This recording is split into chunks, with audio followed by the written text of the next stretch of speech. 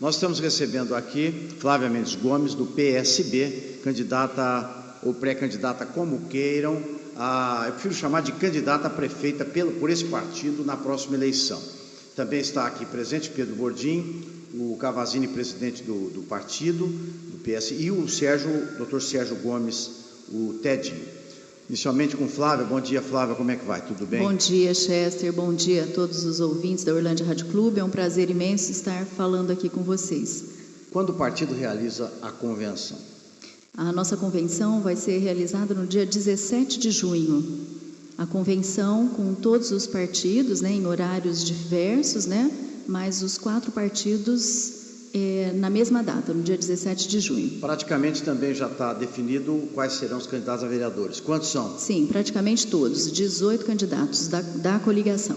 Você não vai lembrar o nome de todos? Eu acho que eu prefiro não citá-los, porque a gente pode acabar esquecendo alguns, mas é um grupo bastante forte, Chester, um grupo de pessoas muito empenhadas, um grupo de pessoas íntegras, competentes. A gente já tem feito bastante reuniões entre os pré-candidatos a vereador, no sentido de discutir legislação eleitoral, discutir o papel do vereador, que eu acho que isso é muito importante. Muitos vereadores entram, já que não existe um pré-requisito, entram na Câmara sem saber exatamente qual é a função deles. E isso a gente já está antecipando para os candidatos, para os pré-candidatos, e discutindo isso, formando o pessoal, Eu acho que isso é muito importante. As pessoas, a população merece isso, que sejam pessoas além da questão moral, da questão ética, também tenham um preparo e entrem para a Câmara sabendo desempenhar da melhor forma possível o seu papel. Quais partidos apoiam a sua candidatura e já tem mais ou menos um tempo que será destinado à propaganda política no rádio? Porque eu acho que o rádio tem um peso muito forte e demonstrou isso na última eleição. Sim, que você participou. Sim, com certeza. Nós percebemos, como analistas, jornalistas que somos, de que a história da Lajana pegou, sem dúvida nenhuma. E realmente o nosso meio aqui é o rádio, Eu acho que é importantíssimo, além da campanha do boca a boca, campanha nas ruas, o rádio tem um papel fundamental. Quantos partidos? São 4 partidos. O PSB, o meu partido, na coligação. O PDT, que é o partido do seu Pedro Bordim, pré-candidato a vice, o PMN e o PPL. Então, por enquanto, somos em 4 partidos. O tempo, como você disse, nós não temos um tempo, então vai depender, e até o final, algumas coisas ainda podem acontecer. Mas a gente sabe da importância, do rádio nessa eleição, e como você disse, já teve uma importância fundamental na anterior. Então a gente vai estar usando, eu acho que o importante aí é usar o espaço, independente do tempo que a gente tiver, da melhor forma possível e conseguir realmente transmitir o nosso recado. Eu acho que usar esse tempo não para ataques, não para desrespeitar, mas para mostrar realmente a que a gente vem, os nossos projetos, os nossos planos, usar esse tempo do rádio da melhor forma possível. Qual a sua posição com relação ao DAE, Departamento de Água e Esgoto? A atual administração entende que o caminho seria a privatização. O seu candidato a vice, Pedro Bordim, assumiu uma prefeitura com um problema terrível de falta de água na cidade. Sim. E resolveu grandemente o problema da água com investimento público, dinheiro, Sim. ou seja, do contribuinte. Sim. Tá? E não através da privatização. Eu toco nesse assunto porque eu acho que é uma tendência à privatização. As cidades estão fazendo, na região, estão privatizando seus departamentos de água porque não tem verba para investir como precisa muitas vezes. Qual a sua posição a respeito do DAE? Olha, Chester, eu tenho o privilégio de ter o seu Pedro Bordim, como você acabou de colocar, ao meu lado, uma pessoa que vai me ajudar muito, nós conseguindo chegarmos lá no nosso objetivo ano que vem. A gente espera que isso se concretize. Eu tenho a experiência do seu Pedro Bordim do meu lado, E especialmente nessa questão da água, o seu Pedro Bordim foi um visionário. Ele resolveu, como você falou, o problema da água durante mais de 20 anos. Depois do seu Pedro, a gente não tem notícia de nenhum investimento efetivo que tenha sido feito nessa questão da água. Então eu já tenho esse privilégio, é uma pessoa que conhece tudo a respeito do DAE, foi quem conseguiu realmente desenvolver um grande trabalho, um grande serviço à população de Orlândia. Então, inicialmente, nós não temos intenção nenhuma de privatizar, mas é preciso fazer realmente um estudo, um levantamento de como estão as condições do DAI hoje, mas eu acredito que a gente possa, com recurso próprio, realizar os investimentos que são necessários. Para isso é preciso realmente todo um estudo nesse sentido. Eu já tenho, sim, já conto com a experiência do seu Pedro, com as pessoas que estão lá, funcionários empenhados e que entendem realmente do que está acontecendo, das dificuldades que a gente sabe que são muitas, a gente sabe que existem sérios problemas em relação à água, até por conta mesmo da falta de investimento durante todos esses anos. Também está aqui nos estúdios da Orlândia Rádio Clube, Pedro Bordim Neto. Ele já foi prefeito da cidade, hoje candidato a vice na chapa de Flávia Mendes Gomes. Pedro, bom dia. Tudo bom, Pedro? Bom dia, tudo bom. Pedro, em off, ou seja, antes de nós começarmos essa entrevista, eu dizia que eu, particularmente, nunca vi tantos problemas envolvendo políticos e até membros do Judiciário de todos os anos, até do Supremo Tribunal Federal, acusado de vender sentença. Hoje mesmo o Tribunal de Justiça de São Paulo denunciou um desembargador que teria um patrimônio muito acima dos seus vencimentos, dos seus salários. Você, um homem com vasta experiência política, a vida inteira se dedicou a ela. Você pensa como eu, Pedro? Você acha que nós estamos vivendo uma das piores crises políticas da história do Brasil? Eu digo com relação à corrupção?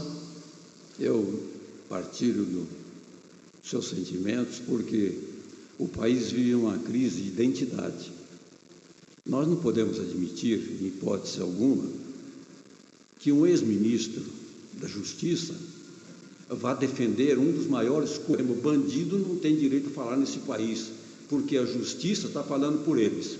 Então eu acho que é uma situação imensamente insatisfatória, né? Eu acho que a justiça tem que se pautar pela sua ética, por aquilo que nós falamos de justiça, e nós veremos através da televisão governadores envolvidos, deputados, senadores, entendendo? Inclusive a própria justiça que está sendo investigado. Nunca nesse país, nem nos tempos mais obscuros da nossa história, eu vi tanta corrupção. E é por isso que eu voltei, depois de 83 anos da minha vida, a lutar contra a corrupção. Porque eu acho que na minha cidade nós temos que dar exemplo de ética e de honradez. E é por isso que eu estou junto com a Flávia, que é uma pessoa capaz, advogada, psicóloga, ex-vereadora, vice-candidata de mãos vazias. É uma candidata que vai imprimir aquilo que eu imprimi na minha administração: honradez, dureza com a corrupção, porque a corrupção mata. A corrupção é o maior câncer desse país nesse momento que nós vivemos na nossa pátria. Pedro, qual a sua posição a respeito do DAI? Eu fiz a pergunta à Flávia e aliás, eu já até sei a sua resposta, mas eu gostaria que você transmitisse essa informação aos ouvintes. Olha, eu acho que o DAI faltou investimento, né? Porque depois da minha saída, em 1989, nós não verificamos nem a perfuração de um poço, as redes de distribuição são as mesmas, não houve tecnologia para apurar isso. Eles falaram em vender porque faltava estrutura, mas depois dessa proposta de venda, você abre as torneiras de Orlândia, 80%, 90% não tem água, o que falta é capacidade administrativa. Então eu acho, se um administrador bom, correto, sério, pegar, não tem problema, não precisa privatizar, não precisa nada. Nós temos condições do município, como eu tive, de tocar o departamento de água e fornecer água boa, barata e de boa qualidade. Flávia, quais seriam os principais problemas que Orlândia vivencia? Quais os principais problemas que a cidade tem hoje? Olha, Chester, nós poderíamos aqui enumerar vários problemas, né? Mas eu já falei isso aqui e volto a dizer, eu acho que o grande problema é o desemprego. Hoje a gente vê a cidade retrocedendo há alguns anos já, né? Não houve investimento nesse sentido também, de desenvolvimento econômico, de geração de renda. Hoje a gente tem grandes empresas que foram embora, empresas que estão falindo, comerciantes, pequenos empresários que não têm nenhum apoio da Prefeitura. Mas você acha que a iniciativa pública, no caso a Prefeitura, tem poder de gerar progresso, gerar a vinda, trazer empresas para a cidade? Com certeza. Eu acho que não dá para prometer aqui multinacionais e grandes empresas, mas eu acho que é uma responsabilidade grande da Prefeitura que nos últimos anos ficou a desejar realmente um investimento, uma valorização do pequeno empresário, do médio empresário, do comerciante. Hoje a gente sabe que a grande movimentação de renda vem do comércio e não existe nenhuma valorização do comerciante em Orlândia. A gente sabe que grande parte das licitações da Prefeitura, os serviços vêm de fora, então não há qualquer tipo de valorização aqui do nosso comerciante, do nosso pequeno empresário, do nosso médio empresário. Não existe, Chester, qualificação de mão de obra, investimento nesse sentido, e é fundamental. A gente precisa ter mão de obra de qualidade, até para poder oferecer realmente para empresas que eventualmente tenham interesse em se instalar aqui. A gente sabe do privilégio que é a localização da nossa cidade, na Vinha Anguera. Nós vamos ter um aeroporto internacional de Ribeirão Preto, de cargas. Isso pode gerar, sim, um desenvolvimento para a nossa cidade. Eu acho que a gente precisa, e a Prefeitura tem por obrigação, buscar as oportunidades. Isso não tem acontecido. Nós temos em Orlândia o que eles chamam de mini hospital Américo Alves. Foi construído pelo ex-prefeito Edgar Benini com a finalidade dali, naquele local, ser instalado um hospital. O seu marido, Sérgio Gomes, Tedinho, é médico e deverá se lançar candidato a vereador. Qual a posição apropriada para responder? Mas vamos perguntar para você, qual a sua posição com relação a esse local de saúde pública aqui em Orlândia? Você acha que se deve, de fato, ser transformado num hospital ou continuar do jeito que está? Olha, como você me perguntou dos problemas da cidade, eu te falei em primeiro lugar a questão do desemprego. Eu acho que um dos grandes e graves problemas é a questão da saúde.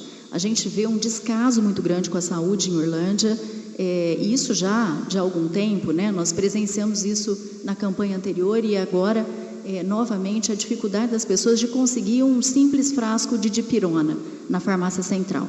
E por aí vai, a questão do pagamento dos médicos e muitas outras coisas que realmente a população tem muita dificuldade em agendar consulta, exames, nem se fala, cirurgias, então, eletivas maior a dificuldade. E a gente sabe que esse é um problema muito sério. Nós estamos contando com uma equipe realmente para estar discutindo as questões da saúde e para estar realmente buscando os caminhos para a gente resolver essas dificuldades que a gente sabe que não são poucas e pequenas. Em relação ao mini hospital, a gente não pode ser, eu acho que, ilusionista a ponto de achar que dá para transformar o mini hospital, pelo menos em princípio, num hospital. Teoricamente, né?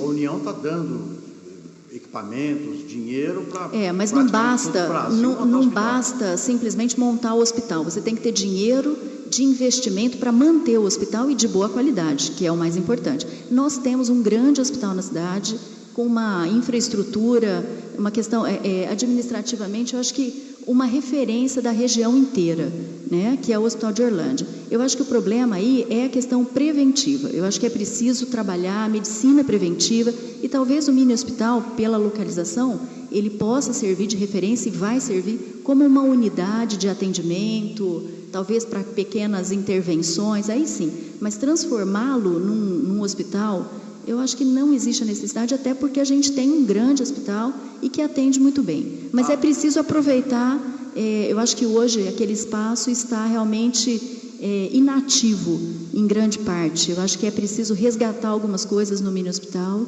isso sim. Nós estamos ouvindo Flávia Mendes Gomes, candidata a prefeita aqui da cidade de Orlândia pelo PSB, e Pedro Bordim, seu vice, pelo PDT.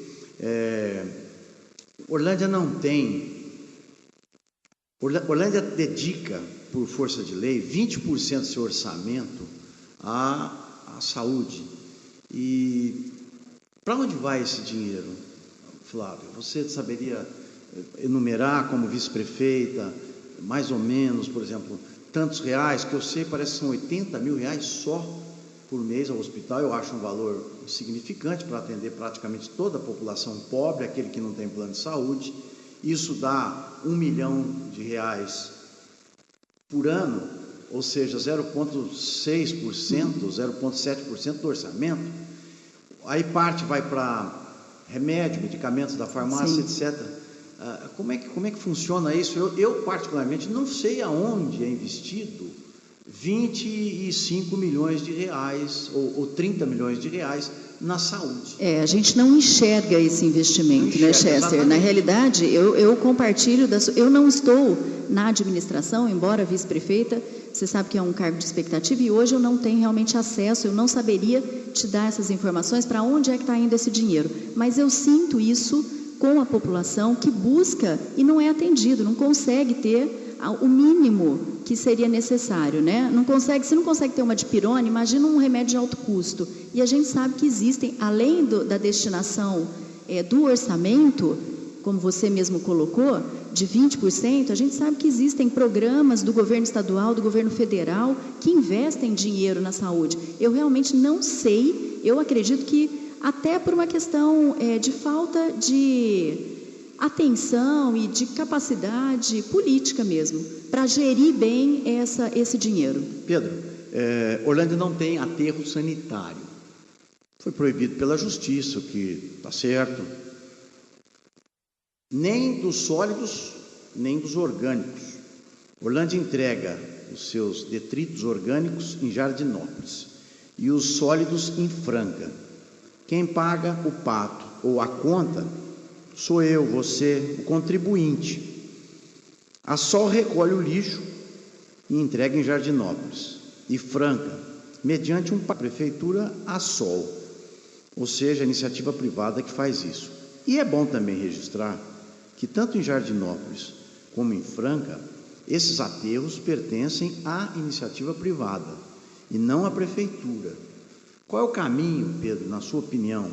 Esse serviço deverá ser continuado a ser prestado pela iniciativa privada ou pública, e acha que Orlândia deve ter o seu aterro sanitário construído pela iniciativa pública, pela prefeitura ou pela iniciativa privada? Na minha opinião, o aterro para o lixo, quando ele é feito no próprio município, primeiro tem que ser feito uma coisa muito bem feita, porque ele causa grandes prejuízos para o lençol freático. Então, eu acho que a iniciativa privada não é incapacidade do administrador público. Eu acho que, às vezes, a coisa privada é melhor que a pública, em determinados assuntos. No assunto do lixo, eu acho que, se você tiver um aterro fora da cidade, você está trazendo um grande benefício para a saúde, porque você não está propenso o seu lençol freático ser envenenado por tudo quanto que é que você joga no lixo. Então, acho que a iniciativa privada, eu sou favorável que a iniciativa privada, desde que você controle bem os custos, que você não faça varrições fantasmas, pese o lixo de uma forma certa, né? Quando não faz 1 tonelada, faz 10, então aí fica barato para o município. É isso que é preciso. Não fica caro. O que fica caro é a corrupção do serviço. Isso daí que nós estamos combatendo, entendendo? A corrupção é em todos os setores, entendendo? O dinheiro público tem que ser aplicado em obras prioritárias, e o lixo é saúde, entendendo? Tanto o lixo como a coleta que nós estamos fazendo aqui através da cooperativa seletiva, isso daí é uma coisa que nós temos que incentivar, entendendo? Ainda muita coisa jogada fora porque a prefeitura não ajuda essa cooperativa que está aí. Ela precisava ter um grupo de pessoas para que o povo fosse educado para não se perder nada. Nós somos um povo, na maioria do Brasil, remediados e que jogamos fora uma grande riqueza que é o lixo. Então, eu acho que a iniciativa privada, nesse caso aí, eu sou favorável a que a iniciativa privada tome conta da coleta de lixo. Estamos recebendo aqui também o Dr. Sérgio Gomes, Tedinho, de família de artistas, pai e irmã pintores, irmão de poeta, e do Paulinho Gomes, um senhor violonista. Ainda toca violão, Tedinho? Bom dia. Bom dia, Chester. Chester, eu até que gostaria de tocar mais do que eu tenho tentado tocar, mas infelizmente o tempo com a medicina ocupa muito o nosso tempo, então praticamente assim, tenho deixado um pouco de lado a parte da música. Tedinho, você dizia que quem gostava de política era sua mulher. Por que você resolveu entrar na vida pública? Você será candidato a vereador. Olha, Chester, eu cheguei numa fase da minha vida que eu achei que deveria fazer algo para a minha cidade, uma cidade onde eu nasci, onde eu me criei, estudei e voltei. A princípio, quando a Flávia foi vereadora, em 2000, eu realmente fui muito contra e também lutei muito para não sair como vice em 2009. Mas, conversando todos os dias com ela, a gente começou a ver o outro lado da vida de Orlândia. Eu me senti na obrigação de, não só como médico, mas como cidadão também, dar uma colaboração à assistência social, à saúde, que é a minha área, aqui para Orlândia. Você foi secretário da saúde e é médico. Quais os pontos negativos da saúde pública de Orlândia hoje? E o que poderá ser feito para que a gente possa melhorar essa situação, essa área de saúde aqui na cidade?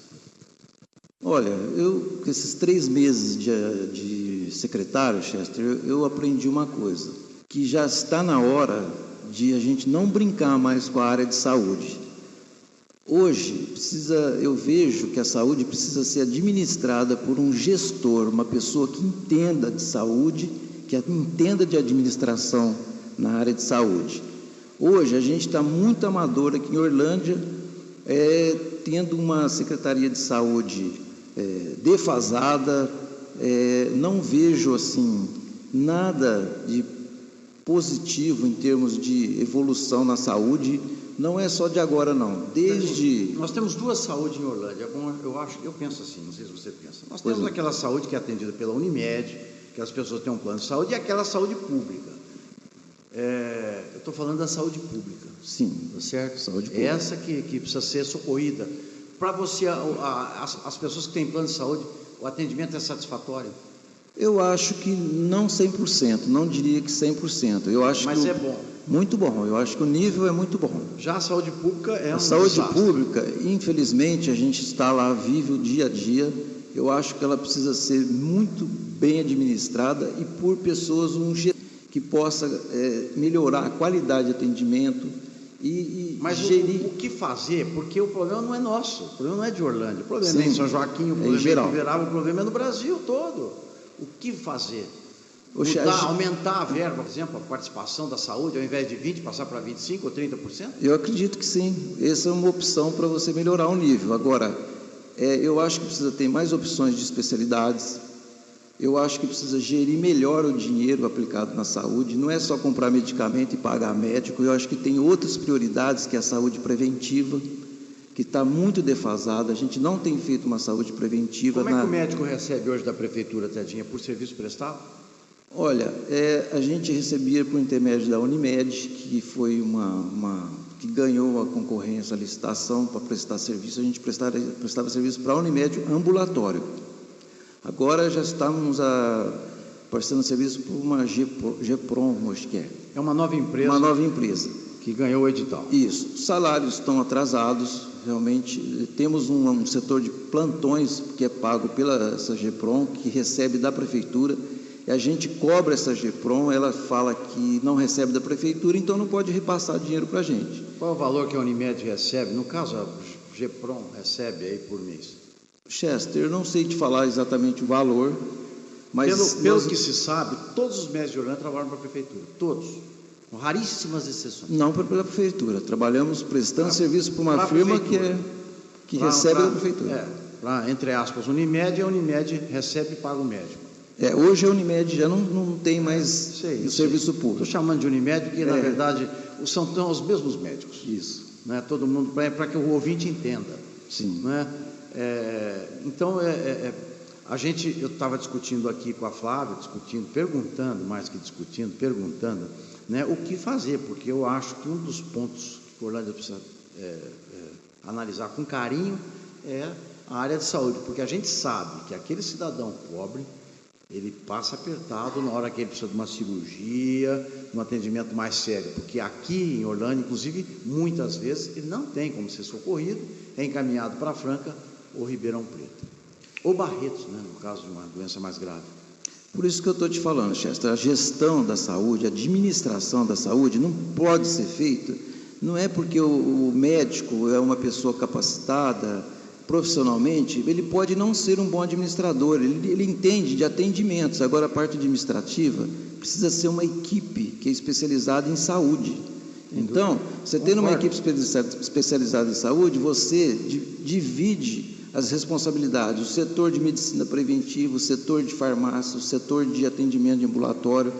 Então, eu acho que precisa gestão, administrar. Falando, lógico, sem dinheiro não tem administração. Se você não pagar bem o médico, ele não vai lá atender. Hoje, uma consulta pelo SUS que a gente fala que é pela GEPRON, a gente está ganhando R$14 a consulta. Então, tem muitos médicos que nem têm interesse. Se ele ficar no consultório dele atender pela Unimed, o dia todo ele tem uma receita maior. Então, ele não está preocupado em atender SUS. Agora, eu acho que precisa ser, para você ter médico, você precisa pagar o médico. E pagar em dia, porque hoje a gente está numa situação que de 2 anos, desde o governo anterior, atraso em pagamentos de SUS, já não tem uma motivação, a consulta muito baixa, e você muito menor. E você, de repente, vem atender SUS, perde uma manhã lá no SUS, e ainda com salários atrasados, como é que você pode ir? Nós queremos agradecer o Sérgio Gomes, o Dr. Sérgio, o Tedinho, a Flávia.